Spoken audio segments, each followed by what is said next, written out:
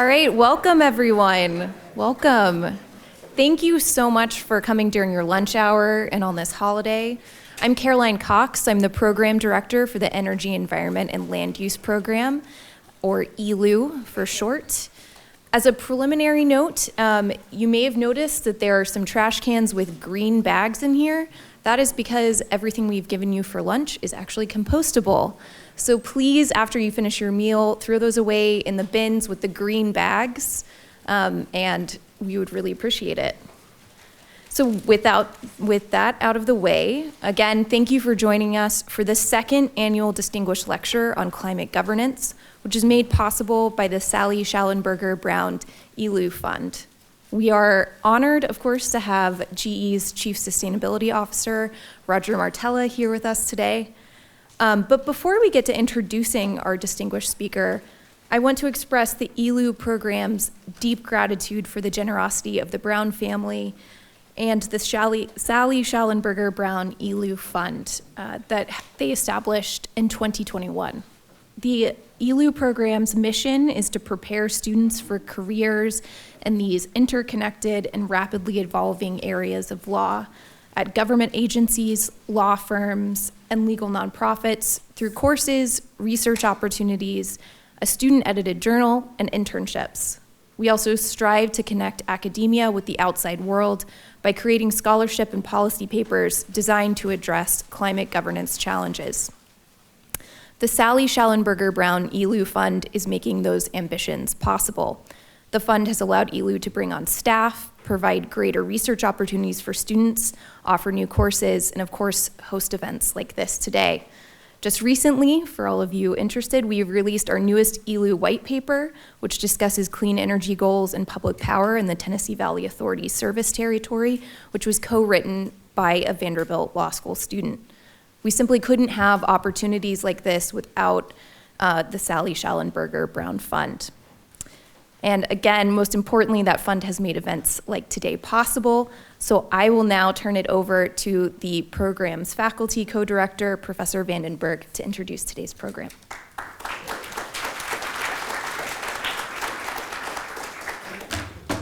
Thanks so much to Caroline, who has just been a tremendous force with us. I'm going to be really brief because we want to spend as much time as possible with our distinguished guest, but I want to thank Caroline.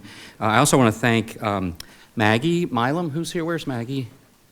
She's probably out helping, but she helped handle the logistics here and did a terrific job with that. Ann Davis, who's here with us today. Linda Bregan, who helped with the program in multiple ways. Robert Dortch, who always helps us with our core facilities issues. Colin, who helped with IT, and I'm a certified techno-peasant, so IT work is way up on my list.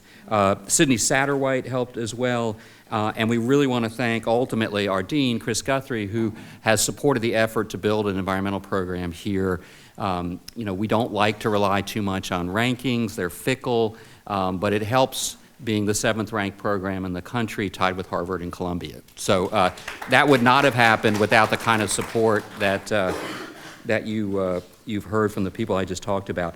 So one of the great challenges from my perspective that law schools and society as a whole face is dealing with the deep political polarization and group identity that are making it very hard to have a legal education and a productive political discourse on issues ranging from healthcare to the environment. And climate change is number 1 or 2 among the most polarized issues in America today.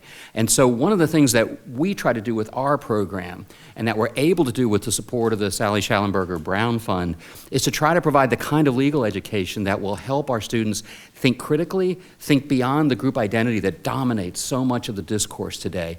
And in that light, I can't think of a better person to have here than one of our most distinguished graduates, one of 2 former EPA general counsels who are Vanderbilt grads, Roger Martella. And I'm going to say a word or 2 about Roger before we dive in, and then I'll turn it over to Roger.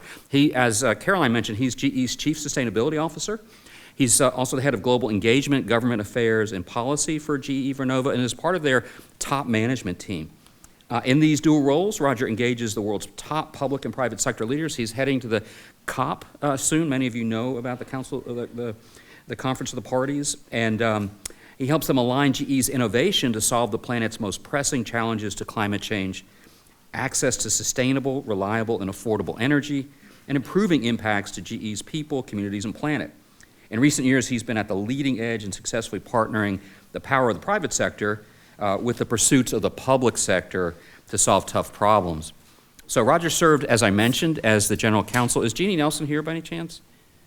Oh, we saw her last night, yeah. So Roger served as the general counsel of the U.S. Environmental Protection Agency, and he was unanimously confirmed by the United States Senate, which may be the last EPA politically Senate-confirmed official to have been unanimously concerned. It tells us, again, something about what is so special about having Roger with us today. He, before that, was a true litigator. He served as principal counsel for complex litigation for the Department of Justice's Natural Resources section, and then prior to GE, Roger co-led Sidley and Austin's global environmental practice as well. And I was at Latham and Watkins, so I think I've heard of Sidley and Austin before. I'm not quite sure. No, Sidley is one of the dominant, most successful firms, and most successful in the environmental area as well. Roger teaches a course as well at Howard University Law School.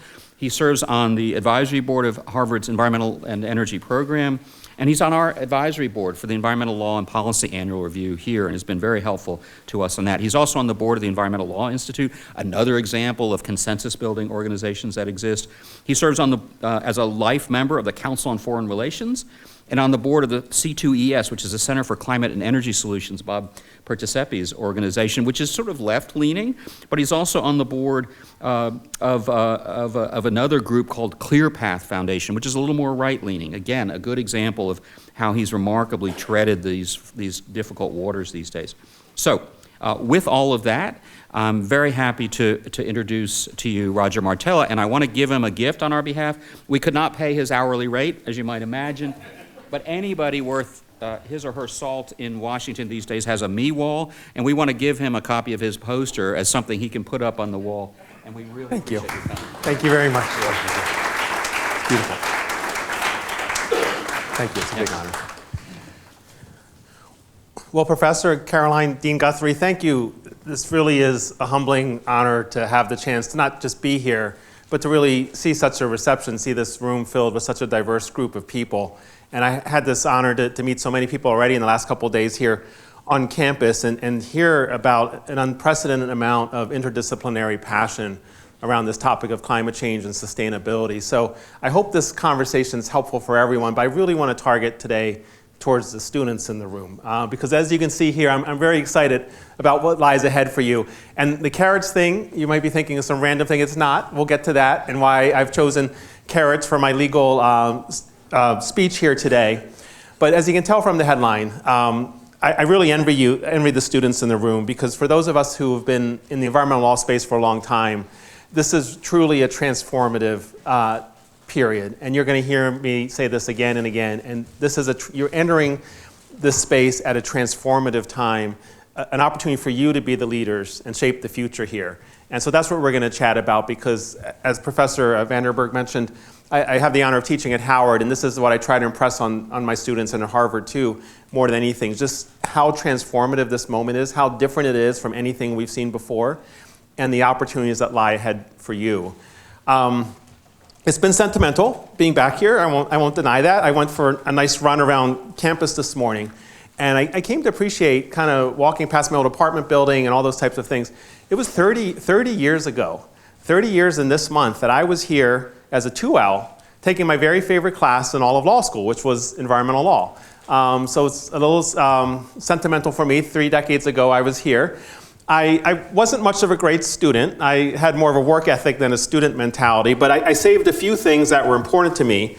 And I only saved 2 books from my legal career. One was my environmental law book, which I still have. Still has the bookstore on it, $47.85. I don't know if that's a lot or so much these days. I did crack the cover on it. But I enjoyed going through it because it reinforces my notion.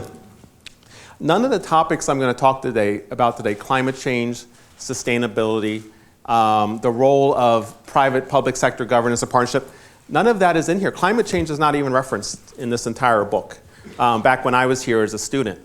And it just reinforces these trends that we're seeing. When I was here, the law school was a program of one. We had one professor, one class, and one student, and that student would have been me.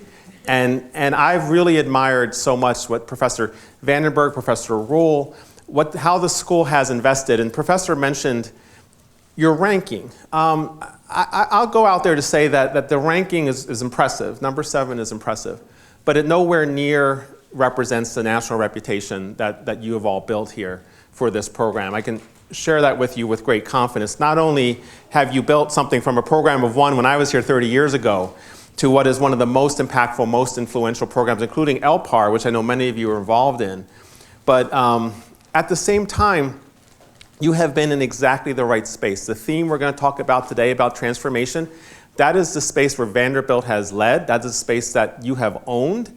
And as this becomes the more impactful future of environmental law, of the environmental movement, Vanderbilt is front and center in this. Sometimes I feel like Professor Vandenberg and I are working together in partnership unintentionally because we're so much in sync on these issues.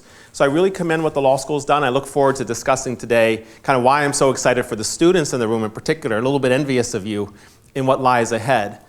So I want to put things into context and then share kind of the 5 trends that we're seeing that's fundamentally transforming this space, and then a little bit of a wrap up and sum up, and we'll have some time for questions. But to get to where we are today, I think of a little bit of a trilogy on how we got here. And it goes back to 2020. And back in 2020, just before COVID, this was in January in Westchester, New York, I had been asked by the American Bar Association to give a biannual keynote speech on climate change. They do a biannual climate conference, and I was asked to give the keynote speech at that. And that was highly provocative at the time. I was working for a company. I was not in a government, I was not an academic, I was not an NGO. And the notion that the ABA would have an industry person, someone who's been kind of in the middle of these issues, the moderate on these issues, as the professor has said, give a keynote speech at a climate change conference was highly provocative. It was quite controversial. There was even some talks of boycotting this, that this had gone in the wrong direction. So I knew I had to take this very seriously. I couldn't just go up and repeat the party line. I had to really think hard and prepare to make sure that I was coming to credibility and representing the private sector. So I thought about this really hard, and I began the premise by having some common ground, that we have a problem when it comes to climate change, and I had an idea on what to do it. I made it very clear that they were not going to like my idea, but I wanted them to hear me out and listen to me, and to their credit they did. I said, what I think we should be doing back in 2020 is approaching climate change in the same way that companies run businesses, that this is a way we could be thinking about action. The problem was a lack of action, and we could start to be thinking about climate change in more of a corporate mindset. And this was basically my hypothesis and my premise at the time. We have been in an era of strong environmental laws. That's what this book is all about. So this book that I learned about in 1993, when I was here 30 years ago, I guess we're over here, was all about this era of how do we protect water, how do we protect the air, how do we detoxify the environment with laws that Congress in a bipartisan way had passed all the way up to the 1990s. And then what had happened in much of my career at DOJ and EPA, I was implementing these laws. We weren't making any new laws, things were quite stagnant, we were just implementing them. And then in 2007, everything changed. Life fundamentally changed because for the first time, the Supreme Court in Massachusetts versus the EPA surprised everybody. Nobody more than me, because I was the general counsel of the EPA at the time. Surprised everybody. And the Supreme Court for the first time said, we think EPA should be regulating, or could regulate, I should say, greenhouse gases. And we think EPA could have the authority, or does have the authority, to address climate change. And this was profound for the law, but even more than the law, it was profound for how society looked at climate change. Because the first time you had the Supreme Court, the highest institution in the land, legitimatizing the idea of climate change, which up until then was a much more kind of back burner issue, hotly contested. Someone may argue it's still debated, contested. I'd probably pragmatically take some issue with that. But back then it was truly, a controversial issue that no one really thought, I wouldn't say no one, but a majority probably did not think was legitimatized and had the urgency. So we had the Supreme Court speaking to this in 2007. And so everything changed since then. We entered a new era where we were not only focused on these conventional air, water, toxic, contaminated lands, but now we're thinking about climate change. And what do we do to address climate change? I won't go into the details here. I did this back in 2020, but you see a number of different attempts to address climate change, courts intervening, the Supreme Court intervening. But what you basically had during this whole greenhouse gas area from 2007 all the way to, I'd say, 2022, basically no progress. A little progress here and there, I recognize that, but nothing of the urgency, nothing of the weight that this issue warrants. So basically a flat line when it came to progress. And my premise and my hypothesis is what had happened was we were taking the same tools we were using in that first area, the conventional environmental pollution area, the area in this book, and we saw the great success, what Congress had done. We tried to take the very same tools, but in a more polarized environment that the professor was referencing, we weren't making any progress. And my premise was easy. The time was passing us by. We were losing years talking, and we weren't doing anything on the action. So this was my premise, and as a result of that, I was approached by one of the Dean Russell from University of Missouri Law School, and we wrote an article together about maybe companies have a role to play here. Maybe there's something companies could be doing to fill this gap.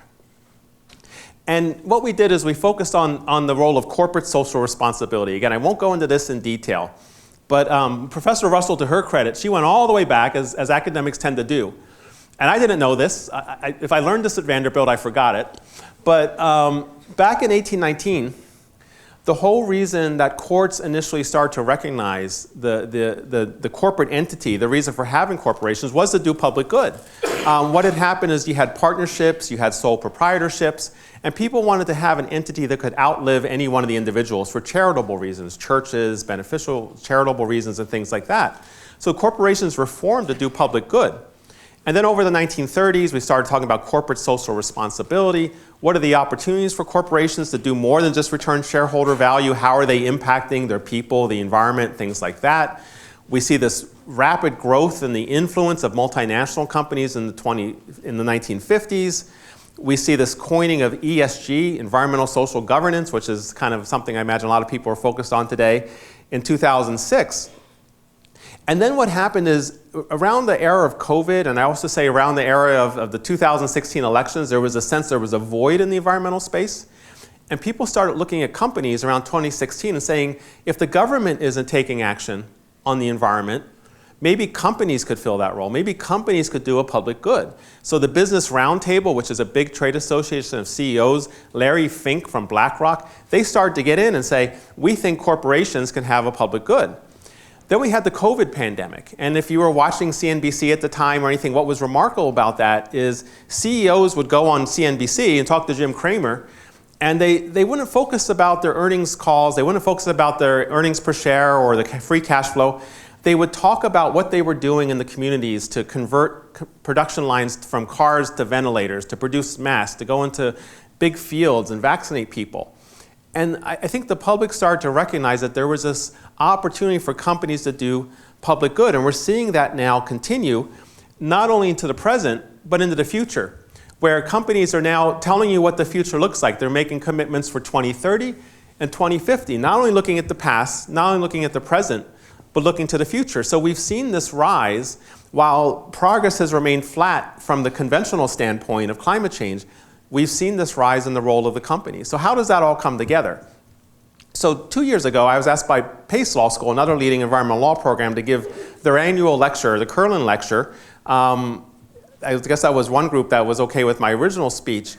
And I said, look, I talked about this in 2020. The situation is not getting better. We're losing time. We're losing years to climate change, and no one's doing anything about it.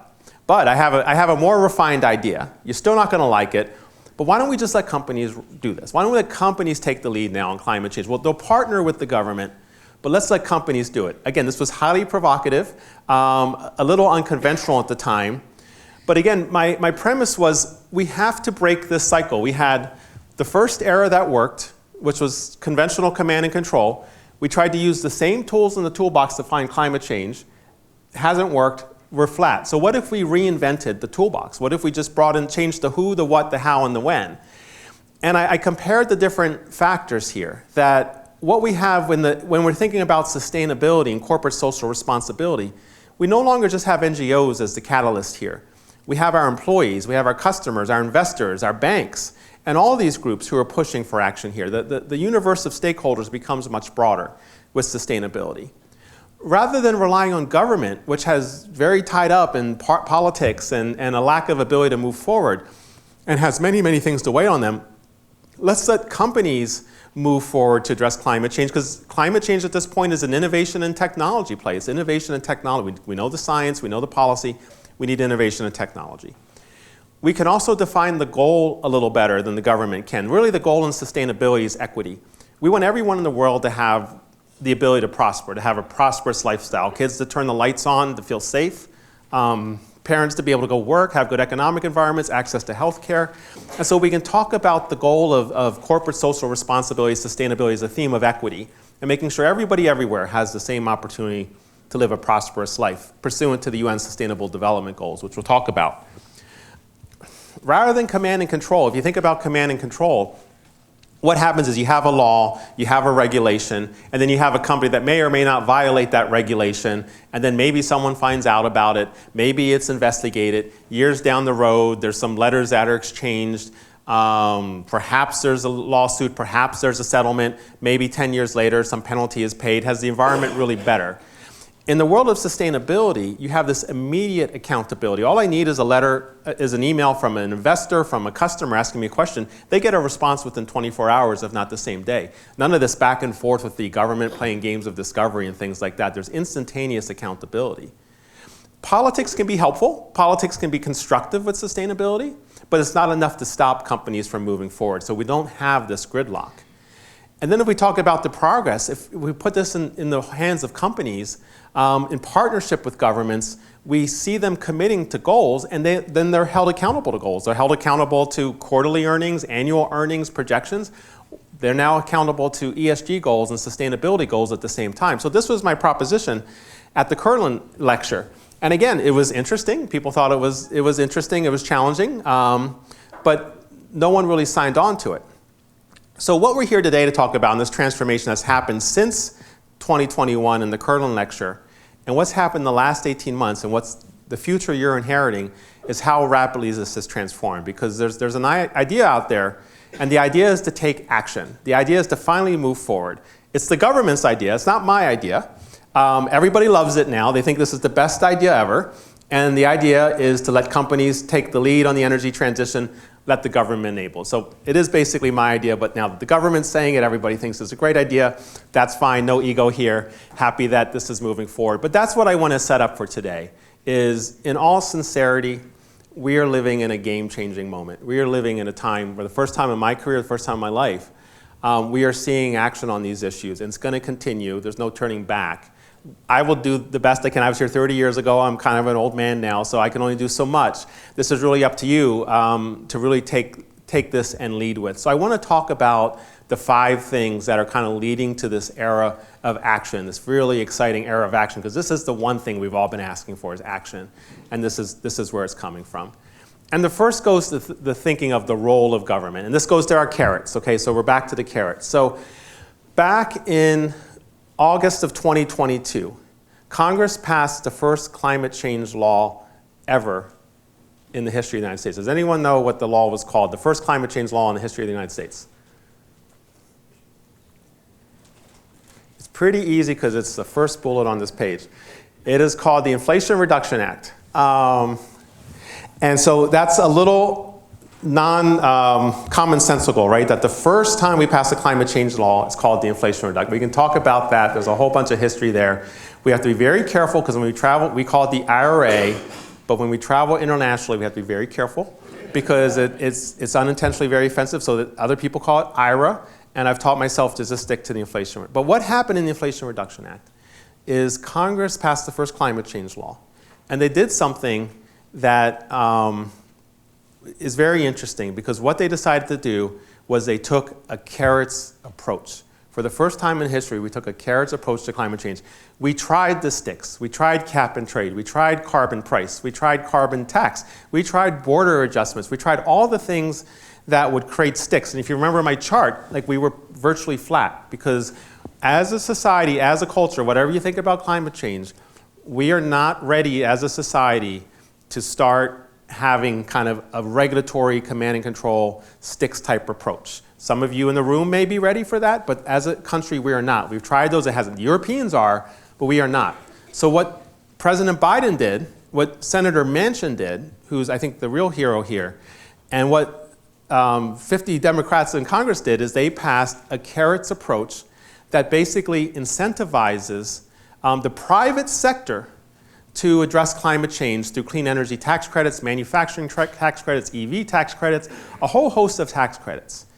So this was a mixed message for me and my friends who have been doing this for a long time. Finally, we got what we'd been asking for, Congress acting on climate change. Now, my first call I did with my friend from the Environmental Defense Fund, she's like, I did not go to law school as an environmental lawyer to become a tax lawyer. But this is one of my themes, is as we move forward, the law has changed. We are now in a carrots approach when it comes to the US. So the types of laws we're practicing in here are tax law, labor and employment, as we're gearing up for jobs, permitting and things like that. So while conventional environmental law is still really important, we also have to think, what does environmental law look like in an area where the law is not the driver? We're an incentives-based carrots approach. So I give the government tremendous credit because it's not easy for a Democratic president and 50 Democratic senators to say, whose inclination is to regulate. Let's be honest, like that's the inclination. We want to regulate, we want to control things, we like that command and control. Not easy for them to put that aside and put their preferences aside to do what's best and finally get action on climate change. But the Inflation Reduction Act is working. We're going to talk about this. And it is working big time. We are now the envy of the world because of this. All the other countries, the European doesn't like us so much. The Europeans are unhappy and they're grumpy. But everyone else is trying to understand, how did we do this so that they can duplicate this? And we'll talk about some examples of that. So what has changed? And take Jennifer Granholm, career Democrat, governor of Michigan, very able Secretary of Energy. For her to use these words, this was, the Colonel lecture. We need the private sector. I heard her say this for the first time. She said a lot. I almost fell out of my chair. I was in the room with her. I literally almost fell out of my chair when she said this. We need the private sector stepping up. We often say these investments are private sector led, government enabled. What was I saying a couple of years ago? That the companies take the lead in partnership. So it just shows how much alignment there is in an unprecedented way, and how the government has completely realigned its role for the greater good to get progress here. So that's the first. The second is, where's the role of companies here? And this is something called the Edelman Trust Barometer. They go into 28 different countries. They survey, I think, 14,000 people. And they ask a simple question. Who do you trust? Which institution do you trust? And what's remarkable here is that businesses, as of 2023, are the only trusted institution, way ahead of government. Business is held as the only institution seen as competent and ethical. Now, we can debate that, and I'm not here to be a shill for businesses or the Edelman Trust Barometer. But it's a reinforcement of what I said about COVID and what I said about that 2016 perceived gap, that companies are now being seen more in the lead. And they're defining their purpose. I spoke to a class this morning, talked about the North Star. But increasingly, people see, what is a company's purpose? What is its mission as a driver for success? My mission is very simple. We want to decarbonize and electrify the planet. We help make 1/3 of the world's energy, and we're going to innovate the technology to both electrify the planet, decarbonize it at the same time. That's our purpose. I get up every morning knowing that's what we're doing. That's what I tell the people I'm hiring, our employees, our customers. So increasingly, purpose is becoming a driver in this area of sustainability. And we talked about accountability. So a lot of people will say, well, hold on a second here. I'm not comfortable with this. This is a horrible idea.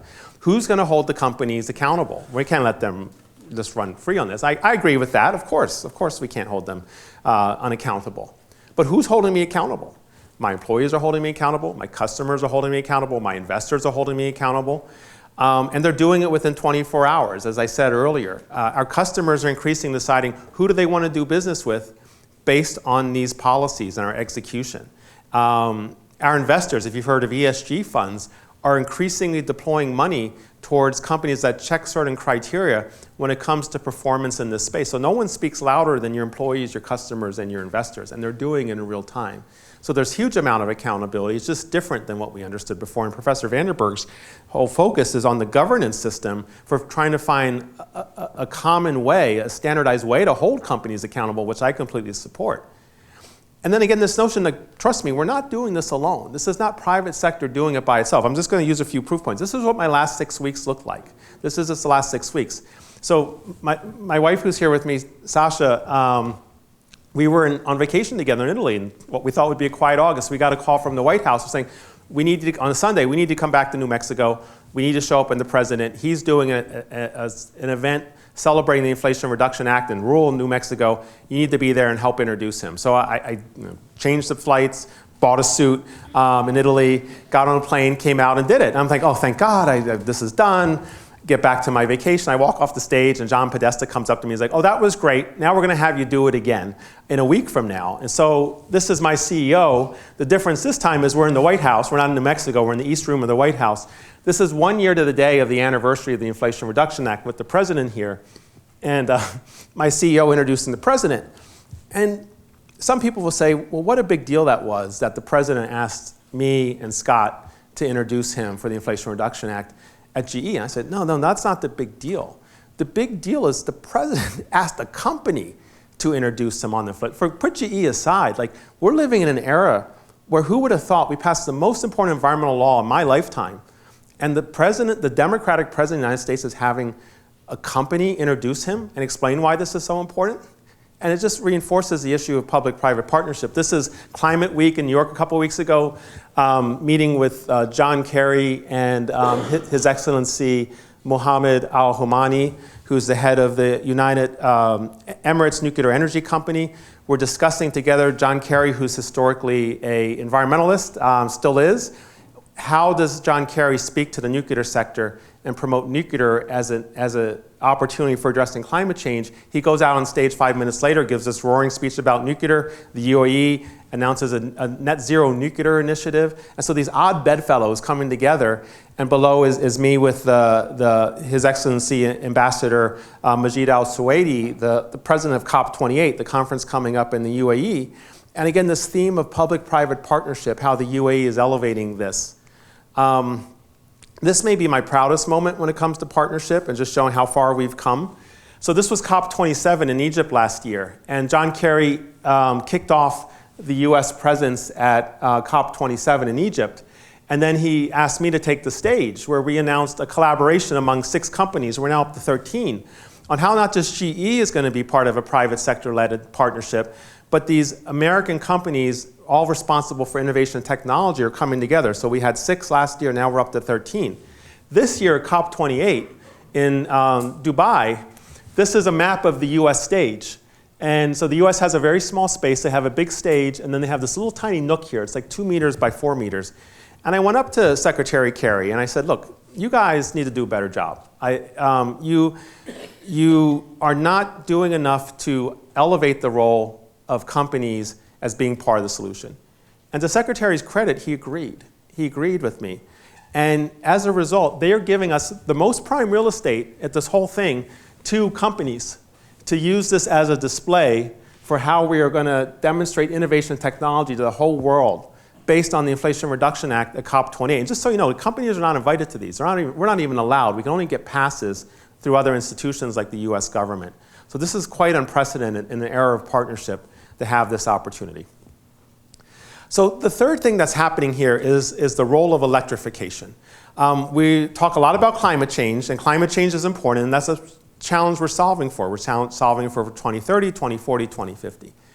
But what I focus on is what's really driving action now, what's really motivating people to act today, and what's really causing them to make decisions that drives good climate change outcomes. It's not climate change, if I'm being honest, it's electrification. There's more urgency all around the world today to make sure we have a reliable grid, we have a resilient grid, we have a grid that has access to affordable, reliable, sustainable electricity. And here, Ukraine was a complete wake-up call for the world. This is me with German Galchenko, the Secretary of Energy in Ukraine.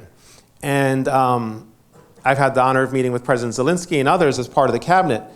But what impresses me about German Galchenko is he's the Secretary of Energy, but he has to think like a military general. Like he has to plot how he's protecting the grid so that it's resilient to the Russian attacks. And there's many things tragic about this war, but the notion that they're not only targeting civilians, but they're targeting kind of their lifeblood, which is energy, like we just take that very seriously.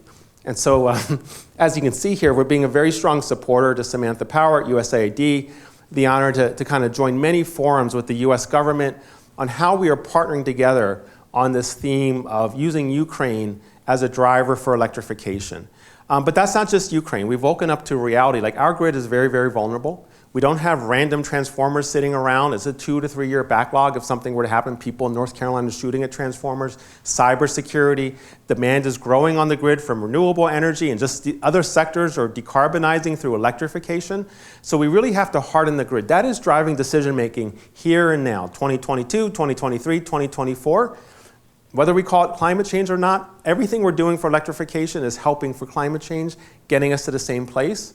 And so this is really accelerating the action to that theme of action. The fourth thing is, now that we're actually taking action, like, we've been asking for this for a really long time, it's like we have a new set of problems. These are good problems to have, I guess, but we're having to solve for the next round of problems. We're working very closely with John Podesta in the White House on this. But the first is equity and environmental justice. How do we, something else this book does not address, shockingly, is environmental justice, perhaps the most important environmental issue today. How do we do this in a way that incorporates environmental justice and equity from ground one? How do we make sure we're going to underserved communities and they get the benefit of these opportunities? So the Inflation Reduction Act gives you a bonus. If you build a factory in an environmental justice community, you get extra bonus, you get extra tax credits. So we're trying to think very intentionally at the outset about equity, environmental justice, and how we factor that in so that all ships rise here, both in the US and globally. Permitting is perhaps my number one concern. I said this morning. We have all this action, we have all these good laws going in place. This could all be for nothing if we don't solve permitting issues. And for the first time in my career, and I feel really passionate about this because when I was at DOJ, I was like their NEPA lawyer, that's what I did.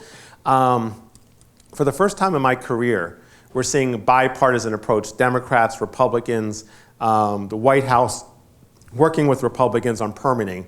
A lot to come on this, a lot we're engaged on.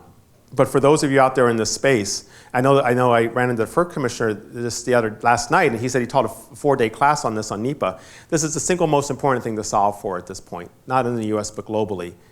And then also the ecosystem of sustainable finance. Like, we're creating all these tax credits. Like, our system can't even absorb that. And so working with Wall Street, working with banks and the entire Treasury Department on how we can set up the financial ecosystem for all this opportunity and growth. So to my earlier point, if you want to be a climate lawyer, environmental law is great, but think about being a tax lawyer, think about being a labor and employment lawyer, think about being a project finance lawyer or transactional lawyer. This is where the demand is, and this is where we're hiring people and where the demand is greatly outplacing the supply. Then finally, the last and the fifth point here is on the global alignment, that what we're seeing is the planet realign itself around these issues. And the UAE is perhaps the best example of that. This is His Excellency Dr. Sultan Al Jaber, the CEO of COP28. He's also the CEO of ADNOC, the world's leading oil and gas, one of the world's leading oil and gas companies. And so the notion of him both leading a top oil and gas company and a top COP28 has really offended a lot of people. And there's been a lot of protests and things like that. Those people are completely wrong, and you'll hear me say that very wrong. He's exactly the right person to be running this show. He can run an oil and gas company, a renewable energy company, and decarbonize a place like the UAE. So what we're seeing now is that countries who used to see the Paris Agreement as a competitive disadvantage, they now see it as an opportunity. Everybody wants this to be their next Silicon Valley.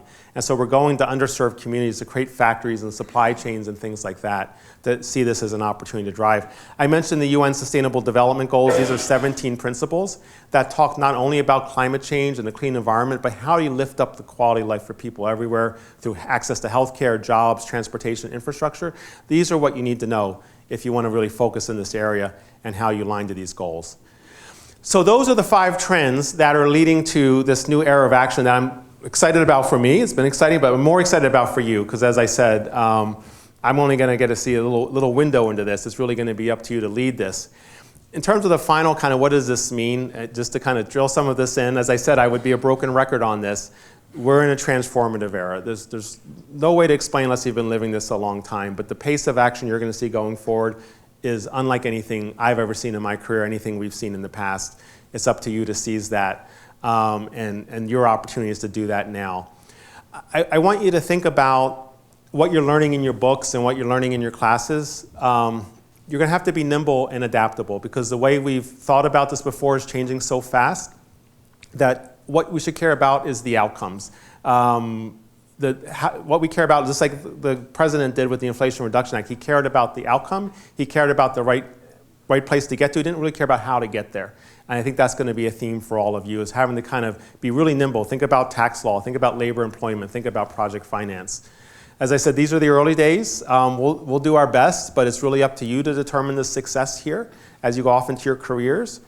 And as I talked about earlier, the goal here is really simple and straightforward. It's equity. Every life is important. Every person matters. Tough to see what's happening in Israel right now. It's already having a significant impact on my daily job and how that could impact some plans coming up.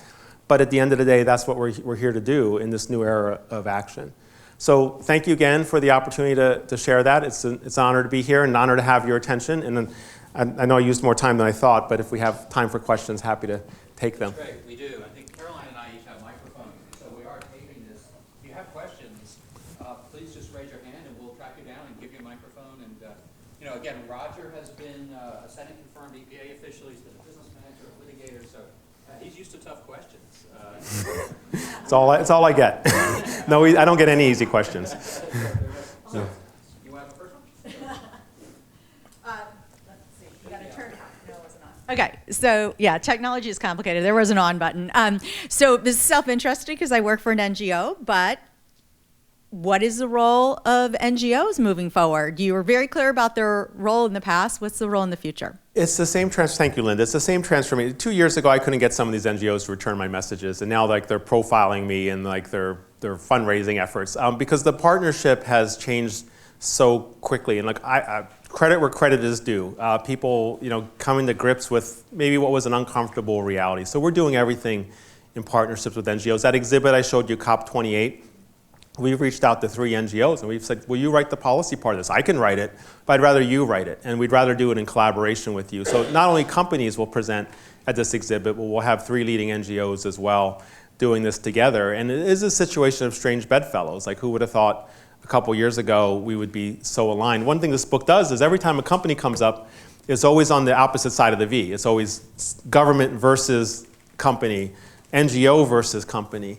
And I welcome the fact that we're now working in so lockstep together and looking to do the best we can. It's not a coincidence, as Professor pointed out, that I'm on the board of a left center group and a right center group, because both of those are just as important for us to be successful. I actually turned the button on this time. So you were talking about the incentives for companies to, with the Inflation Reduction Act, to kind of get on board with more sustainable, I guess, business. Do you think, I don't really know, but are all companies are not doing this? Do you think the initiatives that are in place are enough to kind of get enough companies on board to actually make a difference? Thank you for the question. It's a great question. And I think the answer is the incentives are enough. Everybody wants to be an American company these days. I made a joke last year, COP27, that my European counterparts would have crawled over my body to get into a room to present themselves as an American company. This is $370 billion in tax credits in 10 years. And it will probably be at least double that by the time we're done, so almost $1 trillion in tax credits. So that's pretty insatiable in creating demand. So my concern is not so much are the companies' interests. I have a different concern, if I may, which is, as everyone here knows, a law itself is not self-executing. Congress only gives you very general direction. The administration then has to interpret that law and issue rules and guidances and things like that. That is quite a formidable challenge. And I would argue we're running up against the clock. At least we should assume we're running up against the clock if we want to get this done. So we're working, John Podesta is in charge of this. He's the right man for the right job, or the right person for the right job in the right place. But they just have a very challenging job to do to get these guidances out that enable us to realize the full potential. They have to do it for each of these tax credits. There's a lot. We have the risk of government shutdowns. That's a huge distraction. And they're running against the potential clock. So that, to me, and the permitting issues are the 2 concerns I have about whether we really seize the full potential.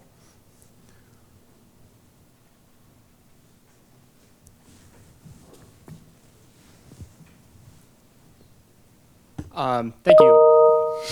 Nope, that wasn't me. So yeah, I want to ask. So I think as you touched on, there's a lot of a complete revolution of the energy system touches on pretty much every aspect of law, and it seems like there's a lot of barriers to effectuate that revolution. There's the permitting issues you mentioned. There's employment issues you mentioned. Getting the right people in the factories that we need to make, the solar panels and the car batteries. There's the incentives that you laid out. What do you see as kind of the appropriate division of labor between, government policy on the one hand, kind of having a stronger arm, and maybe a more incentives kind of carrots-based approach on the other? It's a fair point, and I don't want, as excited as I am, I want to be careful to not suggest like you should bet everything on this, right? And there's ways to complement that. One of the ways I think we want to talk about, I know Linda would appreciate this, is I've spoken today about the federal role, and states and local governments have a huge role to play here. I think this carrots approach for the federal government is the right way to do it. EPA is doing something that's a little more conventional sticks. At the same time this is happening, they're trying to regulate power plants too to keep caps on them. I'm not completely unsold on that, but I also have some concerns about that. I'm not sure. I would prefer to see the federal government let this play out as opposed to trying to do both at the same time. I think it sends the wrong market signals. But states have and local governments have their own ability to go even further. So if you look at California and AB 32, it's created its own cap and trade system where it can guarantee what those emissions are going to look like for California, as well as other states in which it connects with. Reggie in the Northeast has done something similar. And then even here in Nashville, all the initiatives and incentives to create electrical vehicle infrastructure and to complement these things, I think that's where the future lies. Other types of approaches, whether those are carrots or more, whether those are sticks or more carrots, to have other governments come in and kind of drive further outcomes.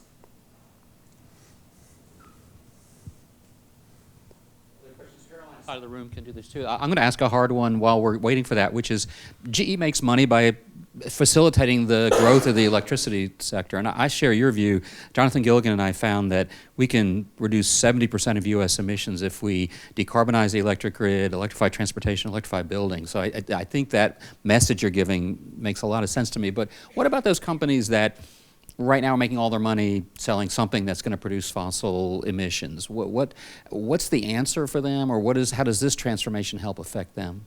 I think the best person to answer that is Dr. Sultan Al-Jabbar, the CEO of ADNOC and the head of COP28. So if you think about why the UAE is so, why are they hosting COP28? Why is the head of an oil company hosting COP28? And why do I think that's the best decision ever?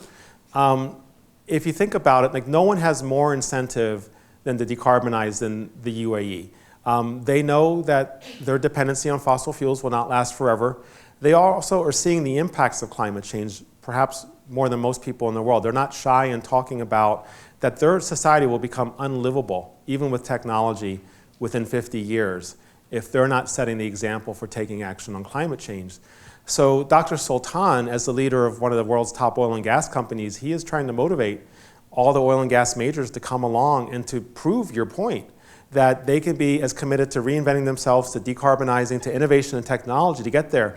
I worry that, despite his good intentions, that other companies are not on the same page with him, but that's exactly what he's trying to prove by doing that. We have about 5 more minutes left in case we have any other.